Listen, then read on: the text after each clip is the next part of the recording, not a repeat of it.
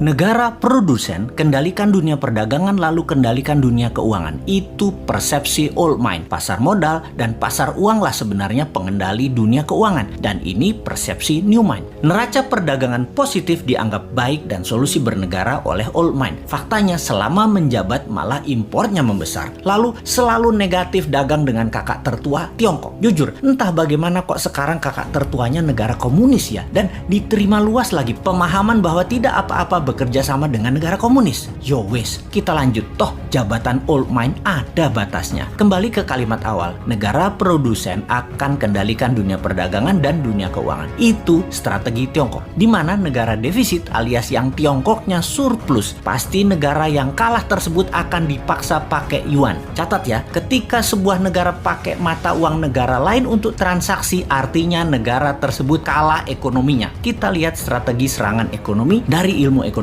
Money 1.0 adalah uang hanya sebagai alat bayar pelancar transaksi. Kemudian uang menjadi alat modal yang disebut money 2.0.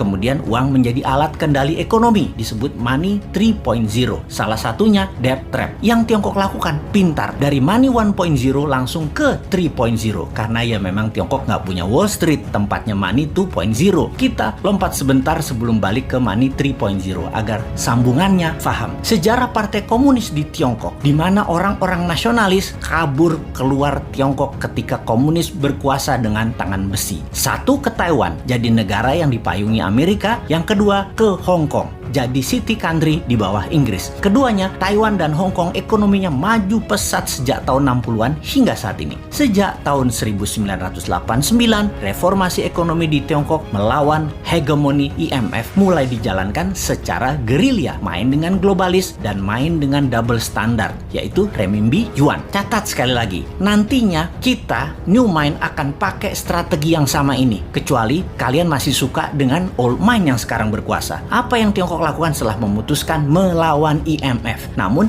di permukaan pura-pura taat pada Amerika? Ini terjadi di zaman Deng Xiaoping awal mulanya. Mereka jadi negara produsen buruh murah. Maklun mengerjakan sebagai tukang jahit apa saja yang disuruh globalis. Lalu perlahan menggeser dari maklun tukang jahit menjadi negara produsen. Maklun ini adalah strategi agar terjadi pembiasaan. Ketika awal menjadi negara produsen, Tiongkok mengizinkan pemalsuan atau kopi atau tiru merek-merek ternama dunia untuk beredar di dalam negerinya. Semakin mahir, maka mulai negara membiayai sektor hulu produsen, pabrik-pabrik dengan uang renminbi yang uang tersebut tidak boleh beredar di luar negeri, hanya boleh beredar di Tiongkok. Inilah awal tahun 90-an mereka lakukan ini semua secara masif, secara gila-gilaan. Apa saja dibangun, dan setelah menjadi pengendali produksi, mulai ekspansi di tahun 2013 dengan strategi BRI, yaitu Belt Road Initiative. Perlu banyak negara yang harus dikendalikan oleh Tiongkok. Perlu banyak negara yang penduduknya lapar dan pemimpinnya lemah agar mudah dikendalikan, agar membeli barang-barang Tiongkok dan menggunakan mata uang Tiongkok. Awalnya dengan memberi pinjaman, namun bukan uang tetapi barang, seperti jalanan dibangunin, pokoknya jadi barang. Jembatan dibangun jadi barang, pelabuhan, bandara, jaringan kereta api yang semuanya punya kesamaan, yaitu pelancar jalur angkutan barang guna menciptakan ketergantungan terhadap produk Tiongkok dan kelancaran distribusi barang. Kemudian kendali atas pasar yang kebetulan semua bergeser ke digital. Jadi strateginya adalah beli dan ambil semua jaringan marketplace milik pengusaha lokal sebuah negara agar isi produknya adalah barang-barang buatan Tiongkok. Begitu sudah tercapai ketiganya, maka tahap keempat, mata uang Tiongkok dipakai sebagai alat transaksi. Pertama, sebatas transaksi dua negara. Nanti tahap kelima sampai ke pasar-pasar tradisional bisa pakai yuan. Ingat, ketika keluar negeri, yuan yang disebut. Itu membedakan asal uang itu. Walau kalau ditanya di Tiongkok, bagi mereka sama itu yuan atau renminbi. Namun kita pahamlah, kita kan ngerti bernegara, ngerti bagaimana Tiongkok bermain, dan ngerti cara memainkannya. Sayang aja masih sedikit yang percaya dan masih banyak yang tidak peduli. Wajar kalau masyarakat tidak tahu, namun pejabat yang tidak peduli dan tidak tahu juga banyak banget. Apalagi yang mau menari jadi presiden di 2024. Rasanya nggak ada yang paham beginian. Yang penting gue populer dan rakyat pilih gue.